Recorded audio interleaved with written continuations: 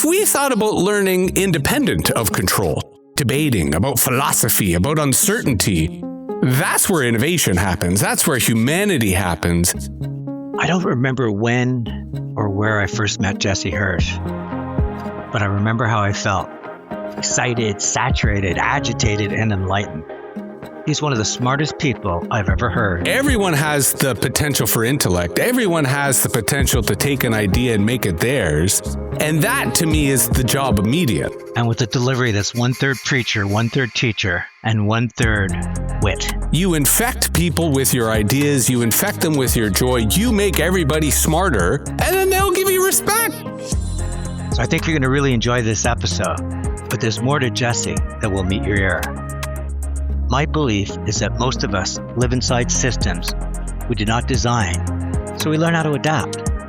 Jesse Hirsh has spent his life doing something rarer, learning the language of those systems, exposing how they work, and refusing to be shaped or adapted by them. If education is focused around control, it will fail. But if education is focused around discovery, around learning, around exploration, around debate, well, then we would get somewhere. 1995, Jesse's a University of Toronto student, the dawn of the internet age.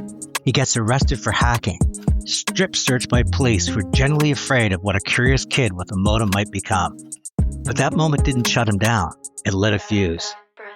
And Jesse exploded onto the scene. Is be the trickster, right? Have fun, be playful, really enjoy bending ideas. Don't be an academic in the sense of only talking to a few nerds. Try to talk to everybody. He studied McLuhan through the programs Marshall McLuhan built and became the moderator for their famous Monday night debates. Became a fixture on television, CBC and TVO, advising leaders on digital power. And then Jesse took on Silicon Valley at the highest level, including a warning to Canada's Supreme Court about what happens when private platforms start acting like public infrastructure. This is the consequence of being a court jester. Yes, you get to say important things before anyone else does, but mostly people laugh at you because you're saying it at a time before the threat is visible. And then comes the twist. After years inside media, academia, policy rooms, conference stages, Jesse walks away. He moves to a farm in rural Eastern Ontario and builds the Academy of the Impossible, a place where leadership is tested not by titles or talk, but by weather, work, and animals that cannot be managed through charisma. What if, as marketers, instead of consumers, we started thinking about herds? But there's one thing that almost took Jesse down, and it wasn't institutions or big tech. It was COVID. In 2023, a near-death experience turned his ideas into urgency and left him even more convinced that algorithms in the hands of those who seek power and control will drive our future unless we push back. Let's stop focusing on control. Let's start focusing on power, how power works, how we can share power, how we can stop evil people from using power. Those are the key policy questions I think we need to be focusing on moving forward. Hi, it's Tony Chapman. Thank you for listening to Chatter That Matters, presented by RBC. If you can, please subscribe to the podcast. And ratings and reviews, well, they're always welcome and they're always appreciated.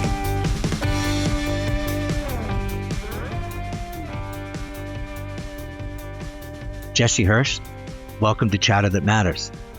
Always a pleasure, Tony. Part of the idea of the podcast is human journey. So before the internet, before the hacking, who was Jesse Hirsh? Curious, a really curious hyper kid who loved to get attention and loved to learn. I think the first stage I was on was probably kindergarten. My first media appearance was before that in daycare. I love messing with people. I love thinking. I love opening minds. I love talking about great stuff. And I was thinking, Tony, you and I kind of have something in common. We're both kind of jazz musicians when it comes to ideas, and we love nothing more than improvising and riffing. I wanted you to go back in time to 1995, the arrest, the strip search, this challenge of your identity. What did it do to you? Because a lot of people would have sort of fallen on their back feet, but if anything, you said you're going to be a warrior against power. That's how I took it. It confirmed all of my childhood ideas before that, and it turned me into an adult.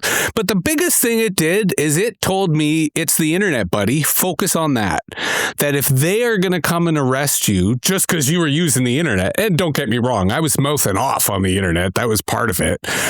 But it gave me a razor sharp focus on the internet as the thing to pay attention to in my lifetime.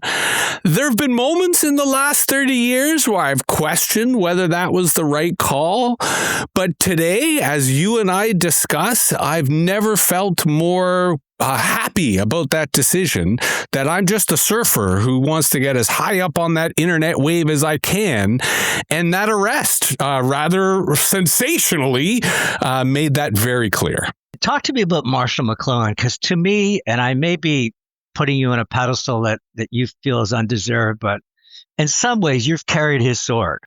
I learned two things from him, which are kind of the secret to my success. Number one is be the trickster, right? Have fun, be playful, really enjoy bending ideas. But number two, don't be an academic in the sense of only talking to a few nerds. Try to talk to everybody. Try to translate what you're saying so that people enjoy it. And I will, as a brag, say that in the 90s, when McLuhan was being revisited, he was still treated like a church, like a sacred item that no one could really talk about. And I was the first person to bring back the McLuhan Monday night seminars as a community thing, that anyone could show up and pretend to be McLuhan and riff and play. Previous to that, everyone was like, no, that would be against his spirit. And as a result, now everyone's a media commentator, right? Everyone's got a take on how the media works. So again, no regrets there. So let's talk about media, because as you said, you've been chasing microphones since before elementary school. You really made your mark, CBC, TVO, and it was always stretching the audience. It always was presented in a way, I would say playful in one sense, but you gave a lot more credit to the intelligence of an audience that I would say most journalists do. Yeah, and that's where I personally have a lot of problems with contemporary journalism, because they think it's about dumbing down. I think it's about bringing everyone up. Everyone has the potential for intellect. Everyone has the potential to take an idea and make it theirs. And that, to me, is the job of media. That is the job of anyone who works in the knowledge economy. You infect people with your ideas. You infect them with your joy. You make everybody smarter, and then they'll give you respect. Because to your point, we're living in a world where people just want to make everyone dumber, and they try to dumb everything down. And I think that's a mistake. I granted it's harder, but I think it's worth the effort. Now, I was shocked to learn that you actually built a lot of your thinking and a hypothesis around an acronym, CIA. The CIA piece looks at our relationship to authority and how we trust people. And it says there's three kinds of authority: the cognitive, the institutional, and the algorithmic, right? The CIA. And it says that when we try to figure out how to make sense of our world, either we turn to an institutional leader, like a president or a prime minister, or we turn to a cognitive leader, like an influencer, right? Or maybe an expert. But of course, the algorithmic authority is maybe the most important, because people turn to Google, they turn to ChatGPT, they turn to all sorts of machines to make decisions for them. And the question is, who do they believe? Do they believe the influencer? Do they believe the politician? Or do they believe the algorithm? And so in using this framework, I evaluate the different ways that we trust and make these decisions. And how much do you feel our educational system is succeeding or failing, giving the people to have the critical thinking capability versus just snacking into the latest content and digesting it, excreting it, and going, that is the world according to whoever? I am absolutely disgusted by the state of education today, only because it's still in the 20th century, right? It's still locked in an understanding of cognition and ideas and skills and learning. And here, I'll bring it back to the personal. When I was in high school in Toronto, we had to pick whether you went to a collegiate, whether you went to a technical, or whether you went to a business school. So my parents forced me to go to the collegiate because they wanted me to go to university. And the greatest regret of my life is that I'm not an electrician. Because if I had been able to both A, study political science and become an electrician, not only would I be financially wealthy because of being an electrician, but that knowledge skill is something I learned anyway, right? And so why do we do the either or? Why do we have to pick the trade or the intellectual? Why can't we let people, learn all the things they want? And why do you think we're so scared to teach people about philosophy and psychology and debate and having a different point of view and meeting in the middle ground and accepting that there's two sides to the coin? It seems like the whole world, we're herding people to the fringes, and you belong in this castle where you've got like-minded people and they like your like-minded content and you validate each other. And your only purpose is to actually get up to the top of the turret and throw slingshots at the other guy because they can't possibly be right because you're the absolute right. Why is that? Control is obsolete. And if education is focused entirely about teaching people how to be controlled and controlling what they do during the school day, then people aren't learning. They're rebelling. That's what kids are doing today in class. They're saying, I'll pay attention if I want to, thank you very much. Whereas if we thought about learning independent of control, to your point about debating, about philosophy, about uncertainty, that's where innovation happens. That's where humanity happens. I would love to see a school system in which the students get to decide what they learn and the teachers facilitate that learning. Our current school system fundamentally is about control. Controlling the teachers and what they teach, the teachers controlling the students and what they pay attention in the class. It's a mess. When instead we should realize the internet has kind of subverted our notion of control. I don't discount influence. I don't discount authority. Certainly coordination and negotiation are still active, but I couldn't control you, Tony, if I wanted to, and you couldn't control me. And there's a lot of people who are saying the government can't control me either. Didn't mean to go this whole track down education, but I'm fascinated with your thoughts because I have 3 nieces in the high school system. And I think that part of what we're doing, and it might be intentionally, is also trying to control the parents. I remember when my kids came home and turned off my tap when I was brushing my teeth and taught me about the environment. I really respected that. I said, the school's doing the right thing.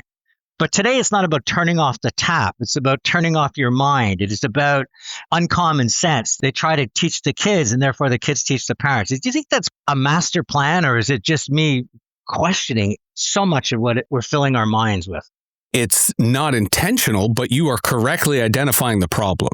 Because on the one hand, kids are resilient, right? Every wave of young people is in and of itself a kind of revolution. What's happening now is kids are rebelling against contemporary education in all sorts of ways. But you raised a disturbing trend, which is if you teach kids control, they will act and desire control elsewhere. And I think we are starting to see signs of that throughout the culture. Whereas when we grew up, we had lots of freedoms until the street lights came on. But again, not to pick on education, I think the other reason that I'm so dissatisfied is that I love learning. And I've spent my entire life, the secret to my happiness and success is that I wake up every day going, what do I get to learn today? And I feel school kills that. Let's move it to the next thing, which I was fascinated about. I actually didn't know this about you, but I can just imagine you in front of the Supreme Court in Canada, warning them about Silicon Valley. Take us back to that time, because I have to believe that half the people who couldn't have found Silicon Valley on the map had no idea it was part of Stanford University. And then you're trying to enlighten them in terms of what the danger is, that the new superpower in this world was going to be algorithms versus nuclear. And I wish at the time I had, an AI camera or a powerful enough smartphone to have recorded that presentation, because I would love to be able to say that I told the Supreme Court of Canada that Facebook was going to be a problem when people were still like, yeah, it's great. Unfortunately, that didn't matter, right? This is the consequence of being the court jester, that yes, you get to say important things before anyone else does, but mostly people laugh at you. Because you're saying it at a time before the threat is visible, before it's real, right? Before the polarization and the nastiness that has become social media culture is what it is. And what's funny is you and I have been there since the beginning. So we remember when this stuff was filled with hope and optimism, right? When you and I were preaching to organizations, this is great, this will allow for new things, which it did for a while. But then things went off the rails. And, unfortunately, I was raising these concerns a little too prematurely. So people were like, oh, let's not listen to Jesse. He doesn't know what he's talking about.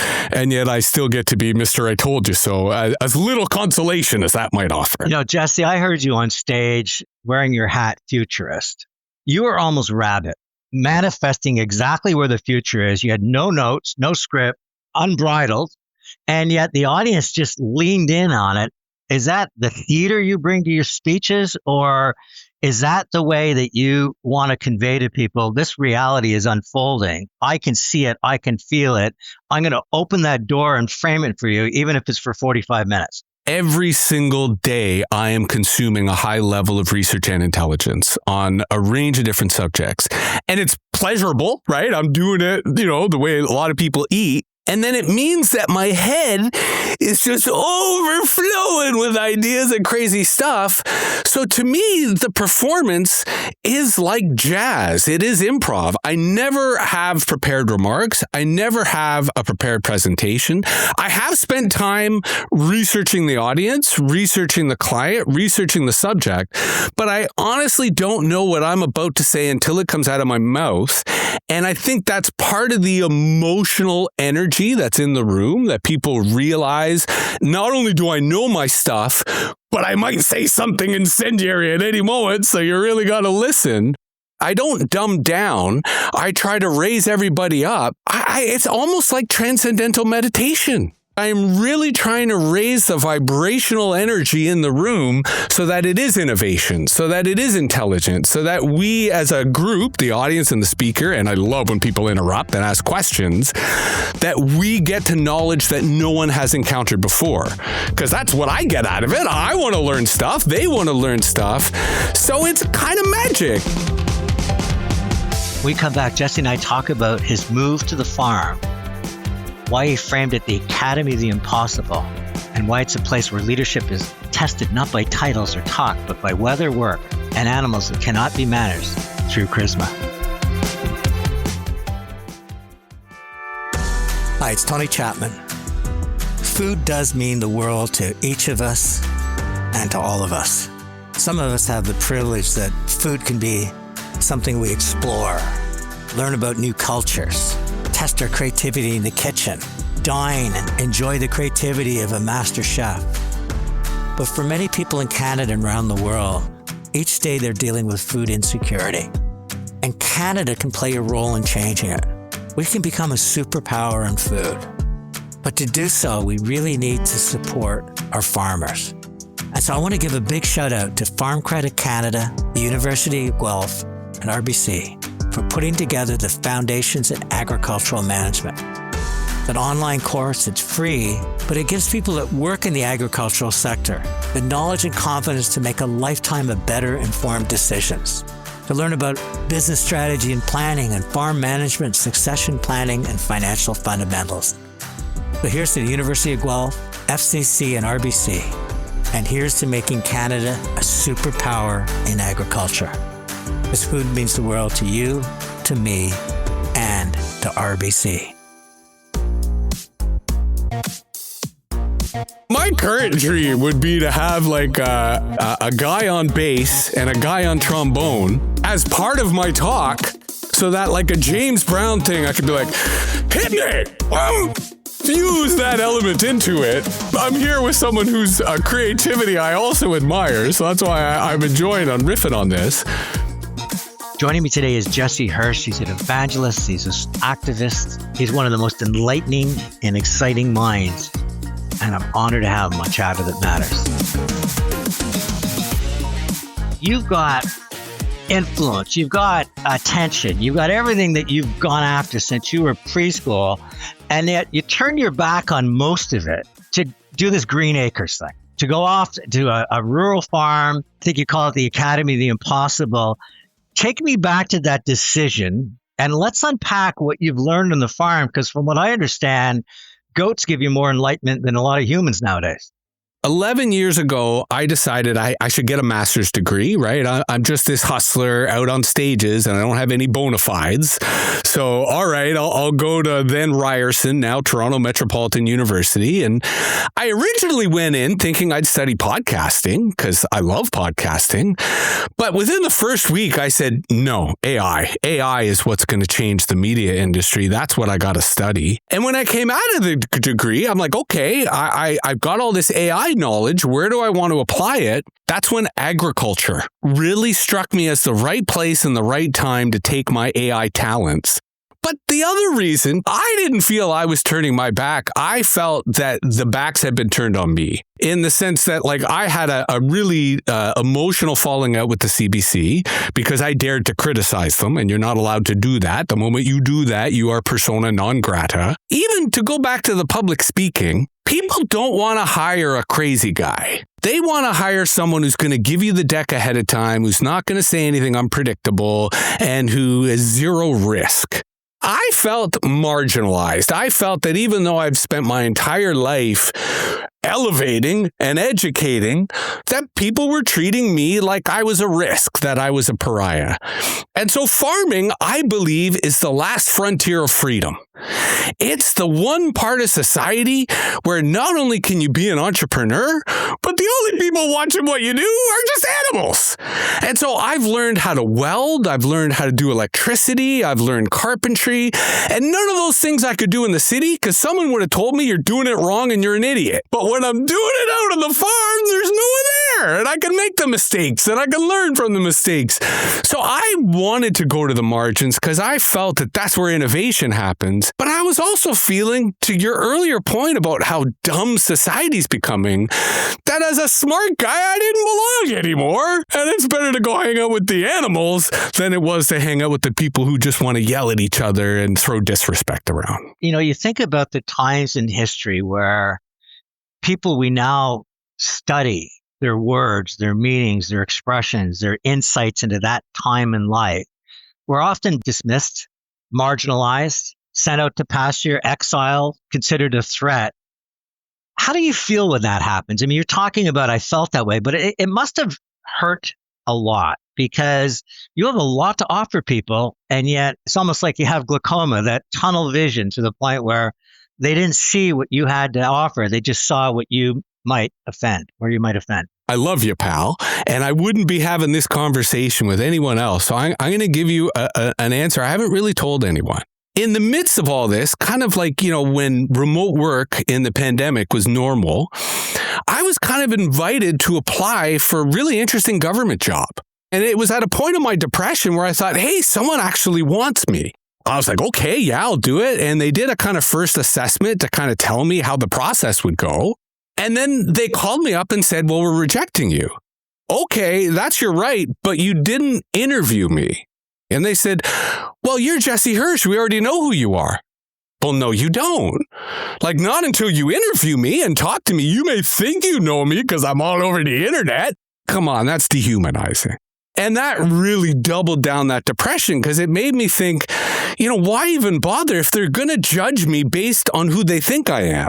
Rather than giving me the opportunity, then it feels like the double whammy, right? That there's really no opportunity there. But again, that's why I kept focusing on agriculture, because the cows don't care. The goats don't care. And it's one of those worlds where you can just keep plotting and doing your own thing.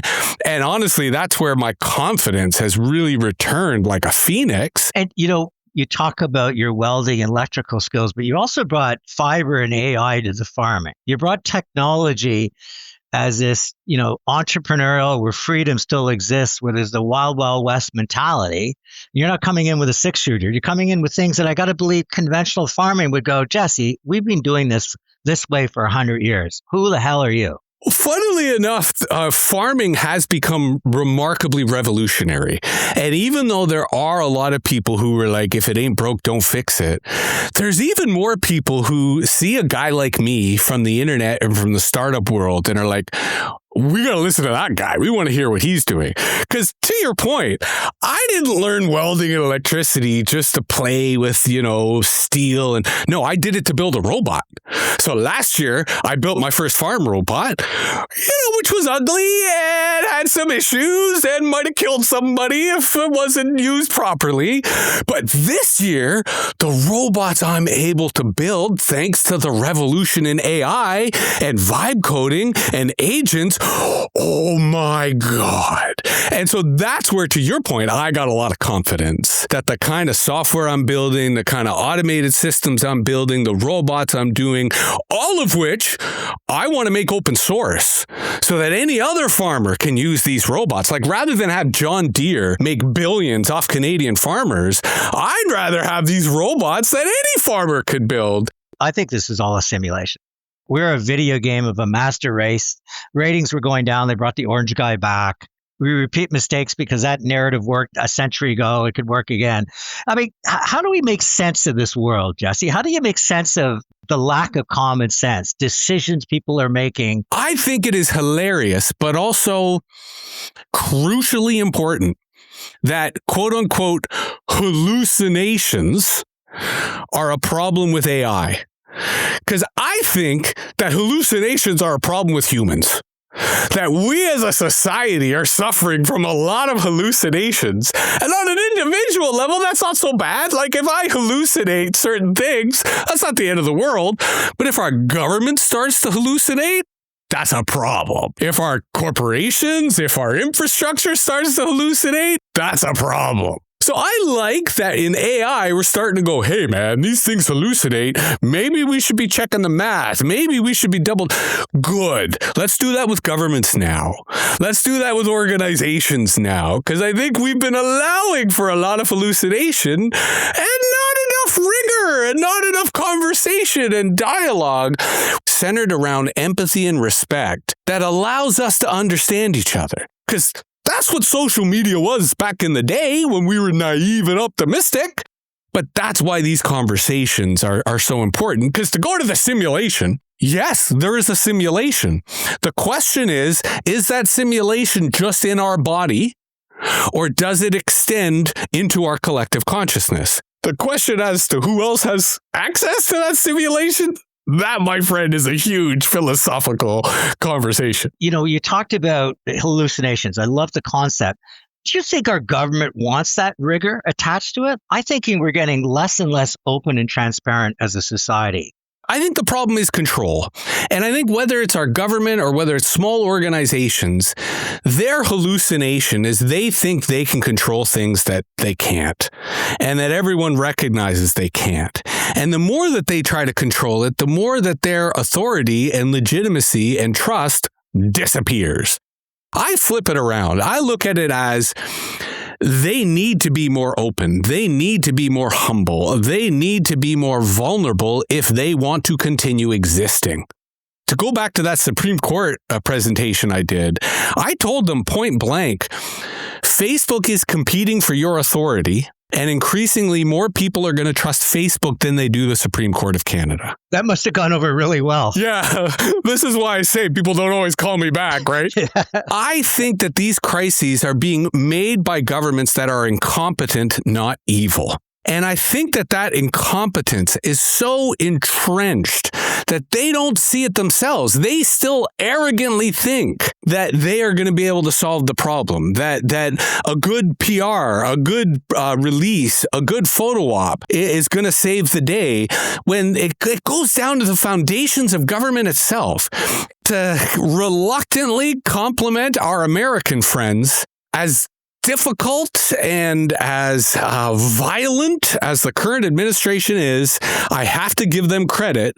They are putting in the effort to wrap their head around the internet.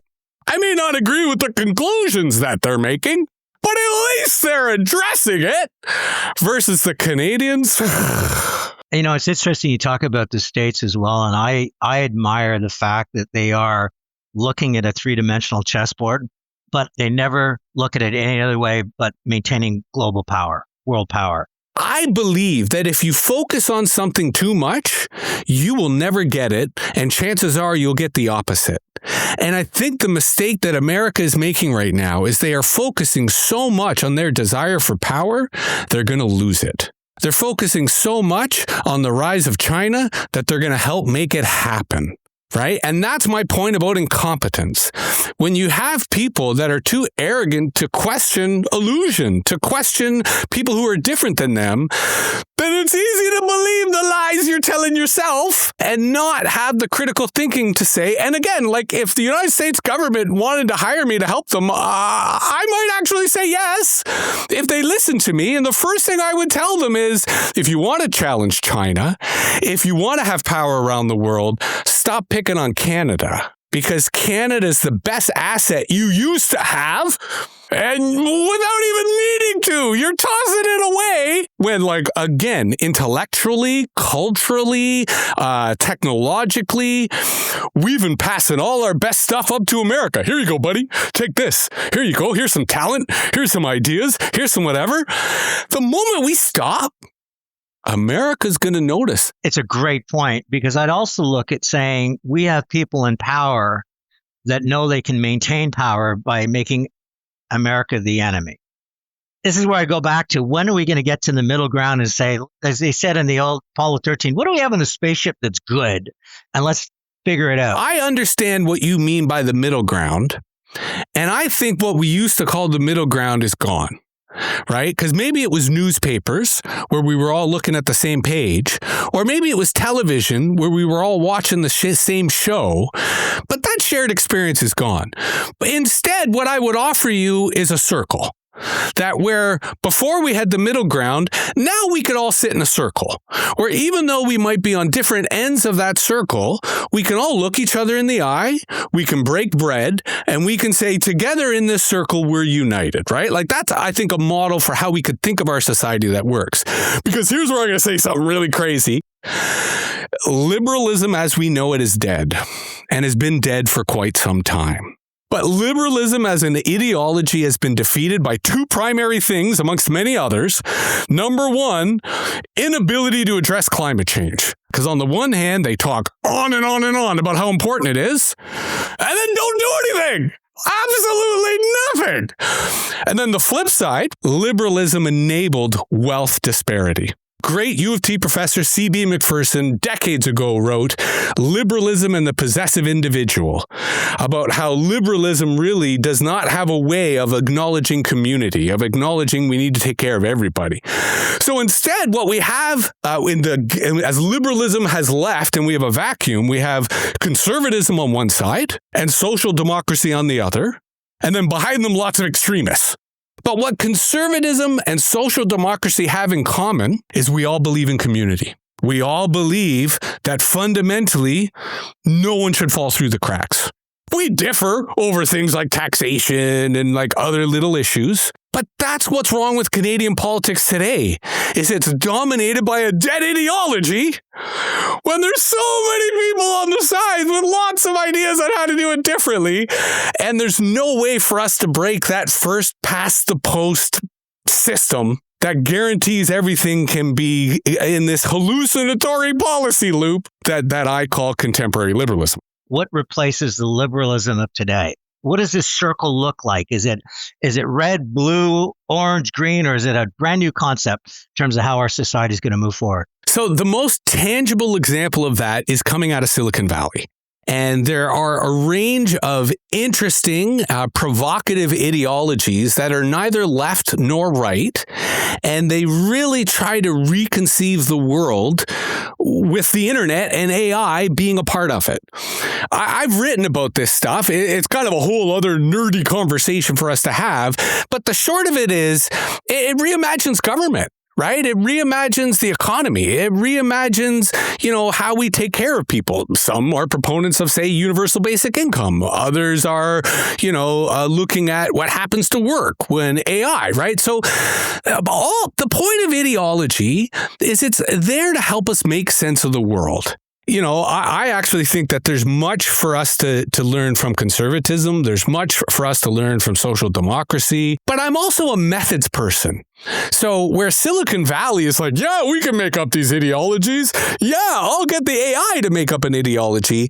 I kind of want to have the conversations first. How do you take those blinders off, these biases, this cognitive belief that you're wrong and I'm right? And I'm seeing this time and time again. I decided to not talk about politics anymore in this country. I was trying to bring people and say, here's 2 points of view. Here's what Carney's trying to say. Here's what Poilievre is trying to say. Why don't we have a discussion in the middle? The liberals, like, you're such a conservative. The conservatives are such a liberal. I went, that lack of civility, the lack of authenticity. Is it me that I'm just becoming old and angry, or is this something you're saying? No, I think you're seeing the problem before other people do. I think you saw. But I think to answer your question, there's 2 pieces that's missing. On a cultural level, it's just respect. Right? We've forgotten how important respect is, how respect works even amongst enemies, and that if a society doesn't have respect, we don't have a society. We can disagree, but let's respect each other.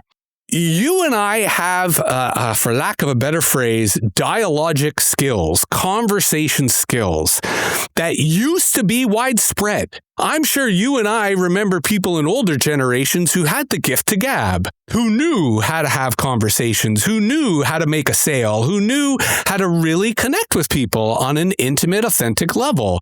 That's gone. I very rarely see it amongst younger generations. I very rarely see it amongst my own generation. Even people who used to have it have lost it because it's atrophied and they don't practice it anymore. Maybe they're scared, right? They don't want someone telling them that they're wrong or they're an idiot. I've been in media my whole life. People tell me that I'm an idiot all the time. I'm okay with that. It goes back to your point about philosophy, right? We've spent the last 20, 30 years in which everyone was saying, learn programming, go learn the sciences, go learn the hard skills. When no, it's the arts, it's media, it's language, it's humanities. If you want to be a power programmer, developer today, it's your language skills that matter when it comes to using the AI, and it's your imagination when it comes to thinking about the applications that are possible. You and I took the road less traveled, right? We were the one who said we're going to be passionate and creative when everyone else said I'm going to be boring and conformist. I would love to come in and mediate between groups who hate each other. I would love to deal with people in the agriculture sector who absolutely cannot tolerate being in the same room. Let's get some good food. Let's get some good music. Maybe some cannabis. Maybe some drinks. We can all get along. Again, for you and me, that's maybe courage. For everyone else, they don't even think about it because of fear. Let's move to Walden Pond, one of my favorite books. And when I heard you were going off and doing this farm, I said, Jesse's building his Walden Pond. And there's going to be a book that comes out of it. And it's going to be philosophy. It's going to be his version of utopia. Am I fair in saying that? Yes, maybe it's also George Orwell's Animal Farm, that I wanted my own little political drama happening on my property. You said something earlier that speaks to my heart, which is I wanted to be with nature, right? I wanted to live with nature. I wanted to wake up every day with nature. I want to talk to the same trees day after day, be like, hey man, how you doing? I didn't really know what I was doing when I did this. I kind of think that I'm still figuring it out as I go. I'm not sure if there'll be maybe the AI will write the book after my death based on all my crazy postings. But to go back to the herd thing, what has really transformed my worldview is my relationship with animals. You were using the word herd earlier in the way that pop culture uses it, which is kind of to evoke obedience and conformity and following without thinking. And that's what I thought too, until I became a herdsman. right? And my favorite activity, spring to fall, is taking my goats for a walk on the back property where there's no fences and they can just graze and whatever. And you quickly realize that herds are not unified, homogenous entities. In fact, they're very conflicted. They're very diverse. They're groupings of individuals who all have their own agendas. And it's only when we observe the group as a whole that we start projecting meaning, that we start seeing patterns. But to the individual goats, they're all jerks trying to do their own thing. And I, as their leader, have to think of all different types. I can't force them to do anything. I have to align my interests with their interests. So what they want is what I want, and that's how I get them to do something. And I'm like, hey, wait a minute, isn't that advertising? And that's where I came to this really interesting insight that maybe one of the mistakes we've been making all along is the word consumer. Because my problem with the word consumer is it doesn't speak to the agency, the dynamism, the uniqueness of every individual human. But what if, as marketers, instead of consumers, we started thinking about herds? Because if we accept that herds are comprised of individuals, but individuals seek social identity and belonging for reasons of safety, then we have to understand not just the individual, not just the group, but the complex relationship that comes as a result. Now, that's a level of sophistication that I'm not sure the advertising and marketing industry currently has an appetite for. But that's where my thinking of humanity is evolving, that A, we're animals, and that animals actually have a lot of things we do, which I think the problem with liberalism is it was an ideology that came when we were all farmers. And in fact, most of our ideologies today, they originate when the founding fathers had farms and spent most of their time watching animals and thinking that's how we should govern society. Versus now we're living on the internet with bots and trolls and agents. And that's what we need to be thinking about when we talk about how we're governing society. I also want to talk about your near-death experience. How did it change you? Let's frame it. It was COVID. It wasn't a skip and park. It was pretty serious, wasn't it? So I have chronic immune issues. And one of the impacts COVID has on people is it can really mess up your guts. So there's probably a lot of people listening to this who maybe had a bout of COVID in which they were pooping a lot. I had that, but then my system just went into arrest. And you know what, Tony? Not to, make a point, but we're having fun today. None of that would have happened in the United States. Right? In the United States, I would have had access to medicine immediately. They would have looked at my condition and they would have given me the steroids that initially would have got my body back and then the other medicine that fixed it. But here in Canada, where, not only will they not treat you until all the tests are done, but it takes you forever to get all the tests. And of course, back then, there was lots of backlogs of tests. Had I just got the steroids, which I knew I needed, I would have been fine. But it took 4 months just to get the steroids, at which point I think I was down to 118 pounds and, internal bleeding and all that stuff. So totally unnecessary, but traumatic, because I came out of that going, well, life's short. I guess I better make the most of every moment. So that was the other fuel beneath the phoenix that has me not taking any punches, not holding any quarter, and not hesitating to say things like maybe we should abolish our education systems, maybe liberalism as a concept is dead, and then for good measure, if we want to save public broadcasting, let's get rid of the CBC. Is that your greatest gift, the fact that you realize now that that fuse that was lit years ago when you were arrested, mortality is attached to it, and then the next 10, 20, or 30 years, you've got a lot to say and a lot to offer. That was the wake-up call that said, I can't just spend every minute walking that back pasture with my goats. I have a duty, I have a calling, and I got to answer it. Yes and no. Yes, you are right. That sense of mortality, that sense of live every day as if it's your last, that is central to my operating philosophy, 100%. I'm not convinced I'm going to live another 5 years, let alone several decades. I'm happy to take those decades. But I think to answer your question, it's actually the love of life, the love of learning. My whole life, I felt I could die tomorrow because what I learned today was so intoxicating, so illuminating, filled with such joy. And that's why I wake up. Like these days, I'm literally waking up at 2:33 in the morning because I want to go play with AI. Because I want to go learn. I want to go do these tools.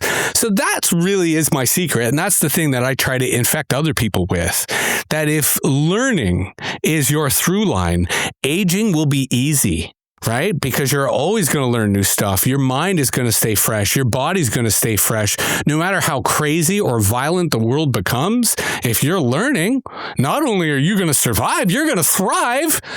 It seems obvious to me. It's not something that costs any money. It's not some cult. But learning, I think, is one of those things that as a society we've given a bad rep to. And it's one of the secrets, I think, to joy and happiness. You know, Jesse, I always wrap up with my 3 takeaways, but I'm not going to worry about the number 3. There's really 2 words that really stood tall in this conversation. One is curiosity, and you began the interview saying you were a curious kid. Your curiosity is intoxicating because every time you open that window, you get even more excited. There's no diminishing, there's no fuse that's ending. You're excited about it. But the other side is control, and the control is the less curious we make people, the more we control them. How do we get people hungry for curiosity, which takes more work, which takes collaboration and debate and critical thinking versus that snackable content that society is controlled by? Let me end up with that question to you is what do we need to do as a human race to regain our appetite as opposed to being subjugated, I guess, to the control of algorithms and all they bring? We have to reward learning. Right? It's one thing for me to say, hey, yeah, learning is the answer. Our workplaces, our associations, our governments need to reward their members, their employees when they learn and reward them in a way that creates envy, that creates FOMO, that makes other people go, hey, why is he getting recognition? Why is he getting a pay bump? Why is he getting an extra week of vacation? It's because he took the time to learn and he applied that learning to the company and it helped our bottom line. And governments, they're scared of learning, right? They're scared of having civil servants learn stuff and then challenge what the minister might say. So I think we got to reward learning. We have to incentivize learning. We have to, the same way that we reward victory and success, let's reward learning as a form of victory and success. And I think the catalytic change from that has infinite potential. Is that something that could happen over a generation if we arm this next generation with this incredible appetite to challenge, to learn, to question, to demand change? I think it can happen faster. On the one hand, I think that we, and this isn't radical or provocative, a lot of people say this, I think we've let our kids down. I think we've really, haven't been there for our kids. We haven't given them the tools we need. So therefore, I think it's wrong that we ask them to save us. I think if we're going to accomplish the mission you and I are describing, it's intergenerational. Right? It's not just young people, it's old people, it's middle-aged people, it's everybody. And this is where one of the dangerous things I hear people say is, I'm too old to learn. I think there's a lot of really smart, really experienced people who, when they retire, we as a society lose a lot. I think it's all hands on deck. I think we are experiencing, whether it's as a country or as a society, an existential moment, and we should all come together in a circle. We can acknowledge our differences, but we got to help each other. And I think, to go to your point, we can make that change faster than a generation if we had the humility to be open to new ideas and new people.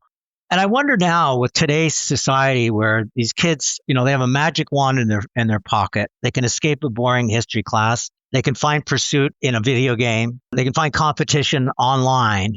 I wonder, is that generation divide, much like our wealth divide, becoming so to the point where we are going to have a breakup in society? Maybe that's where we're heading. We've been talking about control a lot today. Let's take a moment to talk about power. Because power and control are not the same thing. But I think we need to be giving more power to young people. We're trying to control them, and it's not working. and they don't have any power. They don't have a lot of economic avenues. They can't buy a house. It's difficult to do a lot of stuff.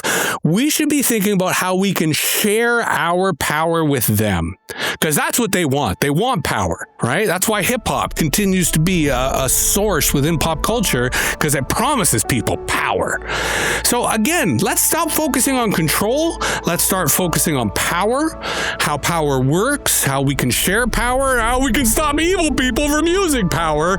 Those are the key policy questions I think we need to be focusing on moving forward. Jesse Hirsh, you never disappoint. I enjoy it. I smile, I laugh, I think, I get distracted wondering where this is going. And for all of that, it's been incredible. And I appreciate you, brother. You know that. My pleasure.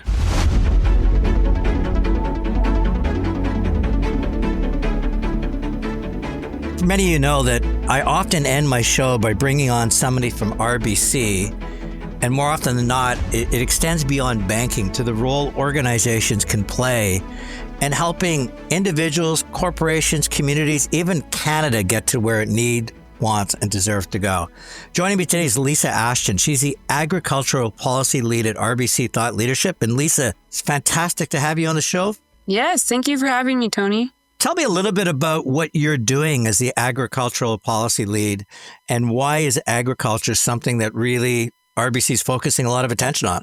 My role provides the opportunity to spearhead our agricultural research from most topical issues like trade and tariffs, but also important issues including climate and policy as well. So complementary to that, engage with stakeholders across Canada to understand what issues are most important to them and work together to drive action, because we're not only a think tank, but we're also a do tank. So I want to talk to you a little bit about Canada can become a superpower in agriculture. The quality of our food, the efficacy, moving up from a commodity to value added, all of these things can play into this North Star.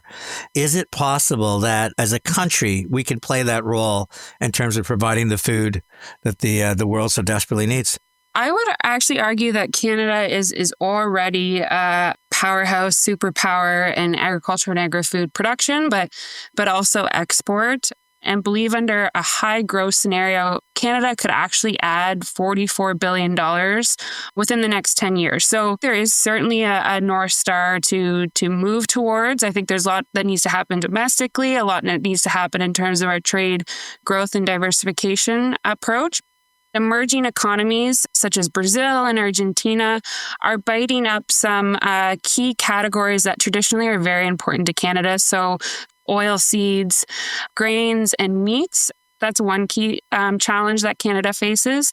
It is somewhat, in a way, kind of dulling its competitive edge relative to some of our traditional competitors like Australia, for example, who is really taking an aggressive leadership approach in terms of accessing what we're calling the growth markets. So markets that you would expect to see high GDP and high population growth. Part of the issue is not so much our ability to grow, it's our ability to be a reliable exporter. Transportation infrastructure is a key, I guess, linchpin in terms of our growth. When we compared ourselves to other key agri-food exporters, including Brazil, Australia, and the US, we're behind all of them in terms of our turnaround time. And there's key challenges that slow that down for us in terms of getting product to market fast, such as rules around loading grain onto ships when it rains. I think the other element is also being a little bit more aggressive in how we are exploring and delivering on trade diversification.